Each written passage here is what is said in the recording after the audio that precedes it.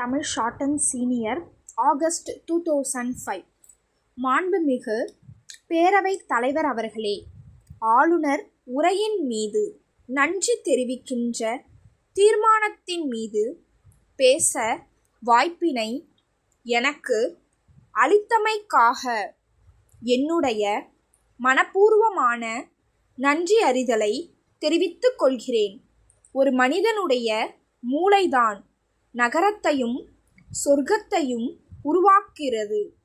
நாம் எதை நல்ல வாழ்க்கை என்று நினைக்கிறோமோ அது நமக்கு நல்ல வாழ்க்கையாகவும், அதையே கெட்ட வாழ்க்கை என்று நினைத்தால் கெட்ட வாழ்க்கையாகவும் ஆவது உள்ளம் அதை சித்தரித்துக் கொள்கிறது என்பது போல இந்த ஆளுநர் உரையை பொறுத்த அளவிலே நல்லவை இருக்கின்றன என்று எண்ணுபவர்களுக்கு நல்லவை பல இருக்கின்றன, நல்லவை இல்லை என்று கூறுபவர்களுக்கு இல்லை என்று வாதாடுகின்ற வாய்ப்பும் இருக்கிறது.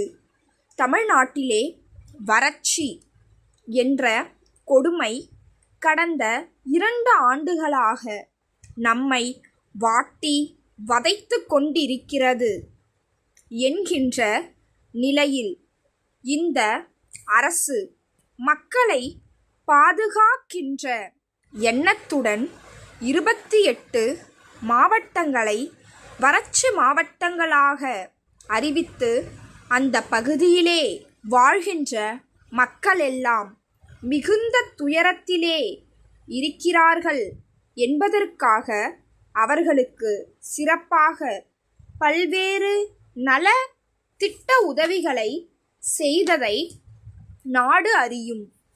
அதுபோல இன்றைக்கு குடிநீர் பற்றாக்குறை தமிழகத்திலே இருக்கின்ற கிராமங்களாக இருந்தாலும் சரி, நகரங்களாக இருந்தாலும் சரி, அங்கு இருக்கின்ற மக்கள் போதிய குடிநீர் ஆதாரத்தை பெற வேண்டும்.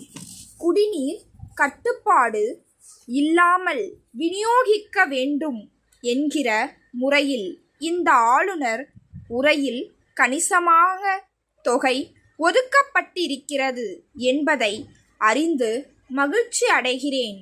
அதுபோல ஒரு வளர்ச்சி அடைந்த சமுதாயம் என்பது உலக அரங்கிலே தெரிய வேண்டும் என்று சொன்னால் அந்த சமுதாயம் கல்வி கற்ற சமுதாயமாக இருக்க வேண்டும். அந்த கல்வியை 100க்கு 100 விழுக்காடு தமிழக மக்களுக்கு கொடுக்க வேண்டும் என்கின்ற ஆர்வத்தோடு இந்த அரசு செயலாற்றிக் கொண்டு இருக்கிறது என்கின்ற திட்டமும் இந்த ஆளுநர் உரையில் குறிப்பிடப்பட்டு இருப்பது பாராட்டத்தக்கது. தமிழ் தமிழ் என்று சொல்கின்ற நேரத்தில் அறிவியல் தமிழ் என்பதை இலவசமாகவே தமிழக மக்கள் கற்றுத்தேர வேண்டும் என்பதற்காக சிறப்பு நிதியும் ஒதுக்கி பாட புத்தகங்கள் எல்லாம் இலவசமாக கொடுத்து தமிழ் மீது ஆர்வம் கொண்ட இந்த அரசு அதை செயலாற்றி கொண்டு இருக்கிறது.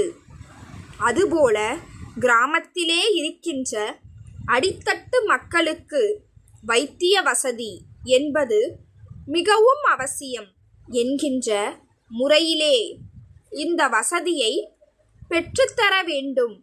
மருத்துவ வசதி இல்லை என்கின்ற நிலை எங்கும் இருக்க கூடாது என்ற நோக்கத்தோடு அரசு கிராமப்புறங்களிலே இருக்கின்ற துணை சுகாதார நிலையங்களுக்கு கட்டட வசதி செய்து கொடுக்கும் என்கின்ற செய்தி மகிழ்ச்சி அளிக்கிறது என்பதையும் தெரிவித்துக் கொள்கிறேன்.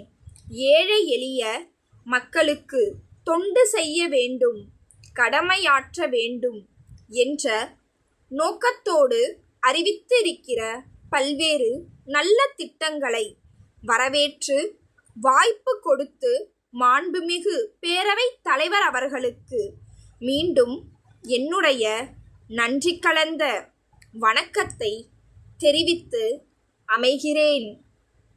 சென்னை பாரிமுனையில் உள்ள மகாலட்சுமி பில்டர் உரிமையாளர், சென்னை தியாகராய நகர் கிரி தெருவில் உள்ள நில உரிமையாளர் உமாபதிக்கு எழுதும் கடிதம்.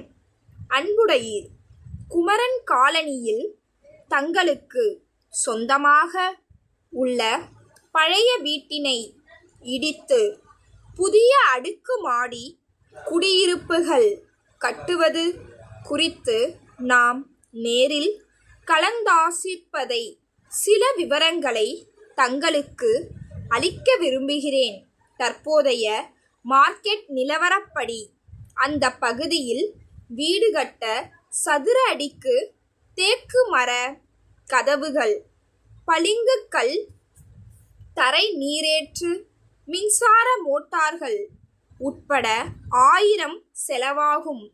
அலங்கார விளைவுகள் வேண்டியிருப்பின் அதற்கென உத்தேச மதிப்பீட்டை தயாரித்து தனியே வழங்குகிறோம். ஆழ் குழாய் கிணறு அமைக்க ரூபாய் 30,000 செலவாகும். தாங்கள் கேட்டுக்கொண்டபடி 5 மாதிரி கட்டட வரைபடங்களை இத்துடன் அனுப்பி உள்ளேன்.